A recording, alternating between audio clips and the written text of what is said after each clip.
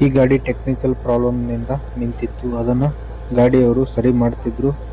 ಅದು ಸರಿ ಮಾಡೋದನ್ನು ನಾವು ನೋಡ್ತಾ ನಮ್ಮ ಕೆಲಸ ನಾವು ಮಾಡ್ತಿದ್ವಿ. ಇದಾದ್ಮೇಲೆ ಸರಿ ಆದ್ಮೇಲೆ ಗಾಡಿನ ಪಾಯಿಂಟಿಂಗ್ ನಿಂದಿರಿಸಿ ಇಲ್ಲೊಂದು ಪಾಯಿಂಟ್ ಐತಿ. ಈ ಪಾಯಿಂಟಿಗೆ ಬೋರ್ ಕೊರೆಯತ್ತಾರೆ. ಬಹಳ ಕೆಲಸ ಐತಿ ಇಲ್ಲಿ. ಅಲ್ಲೊಂದು ಬೋರ್ ಹಾಕ್ಸಾರ. ಇಲ್ಲಿ ಇವಾಗ ನಾವು ಇಳಿಸೋದು ಇದು ಬೋರು. ಇದು ಪಾಯಿಂಟ್ ನೋಡಮ್ಮ ಏನಾಗುತ್ತಾನ.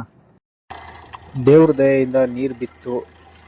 60 ಫೀಟಿಗೆ ನೀರು ಬಿತ್ತಿದ್ದು ನೋಡಿ. ನೀರು ಎಷ್ಟು ಚೆನ್ನಾಗಿ ಬರ್ತಿದೆ. ಇದು ಒಂದು 1.5 ಇಂಚು ಆಯ್ತು ನೀರು. ಸಾಕಿಷ್ಟು ನಮಗೆ. Okay, thanks. ಇದೇ ಥರ ವಿಡಿಯೋಸ್ ನೋಡ್ತಾರೆ. ಇದು ಫುಲ್ ವಿಡಿಯೋ ಕೊನೆವರೆಗಿದೆ ನೋಡಿ.